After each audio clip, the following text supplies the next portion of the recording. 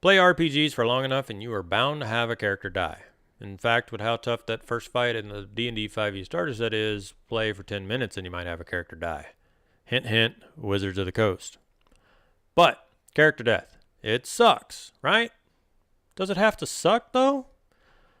Does it have to be a bad thing? Or can it be something that moves the story forward? Can it be a driving force that motivates the surviving members of the party to avenge that character or find a way to resurrect them? Can it be the perfect end to that character? You know, the half-orc barbarian dreamed of dying in glorious combat, and he went down fighting the big bad evil guy of the campaign, and that was the perfect ending for that character. Couldn't have gone any better. Today's topic is going to be character deaths, and I want to hear what you guys have to think about them. I want to hear the stories that you have, your experiences, tales from your table. Talk about whatever you want. You know, was it fitting for the character, or was it totally a crappy death for them? Was it something that moved the story forward, or did you struggle with finding a way to continue the game since the group or that person had died?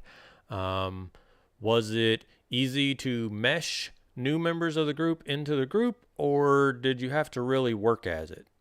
And was it great? Did you get to try something new, or was that character really something you were looking forward to at higher levels, but now you didn't get to try it?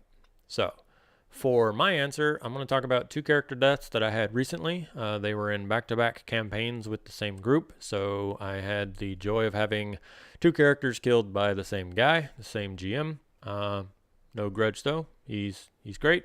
One of them was really fitting for the character, but I really struggled to replace. And the other one really sucked for the character, but it was easy to replace them. So I feel like it's kind of a neat mixture of the two. The first one was my paladin in Storm King's Thunder, and I will avoid spoilers, but we were having a bit of trouble in the dungeon that we were in, and had been doing guerrilla tactics, hit and run type stuff, because it was tough going. And we finally got to a point where we had attempted to parlay out of the situation. And the rogue decided that once we got around the corner, he was going to attack the guards that we were parlayed with and start a fight that we didn't need to be in, because he's awesome. Well, combat broke out. Other guards heard the commotion. Next thing you know, 3 rooms of guards descend on us. And it got to a point where, of course, the rogue who started the fight could use his disengage bonus actions and get out of dodge.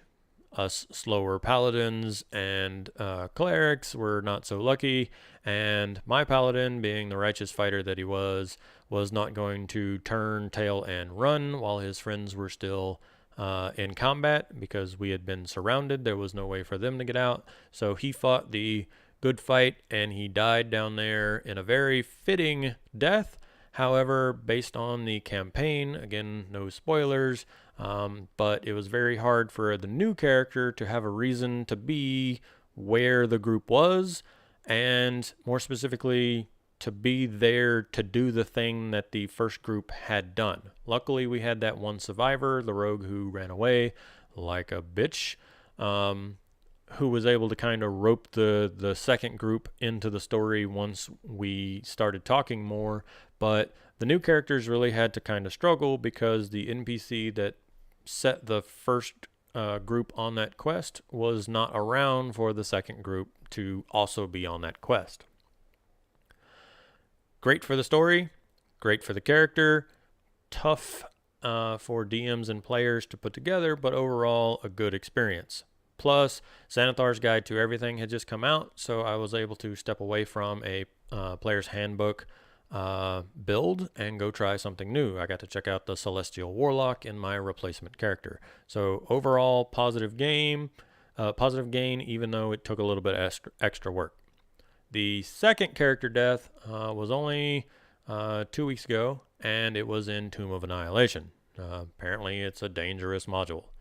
I was playing a Tabaxi barbarian named Rain Against Cliffs, and I absolutely love the character, but he rolled crap and he went down several times during a fight, and I was racked up to 3 levels of exhaustion, and then we got in another fight, and I crit failed some saves against a basilisk and was turned to stone.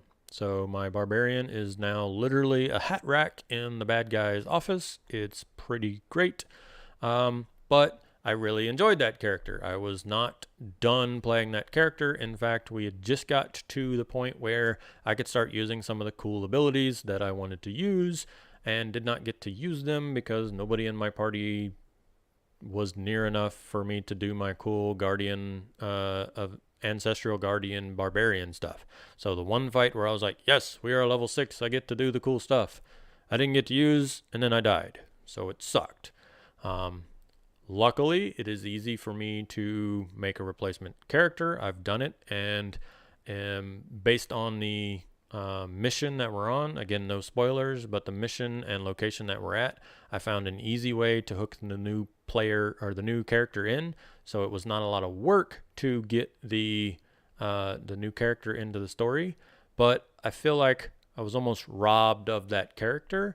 And so yes, it moves the story forward, and yes, it gives the party more reason to maybe go back in there at a later point, because we did not completely clear that dungeon. We made a deal with a guy and got out of there, and like I said, now my character is a hat rack in his office. So maybe we go back in there and we get revenge on that guy, and we are high enough level that we can cure reign of his statuous form. So there are story threads that are open there.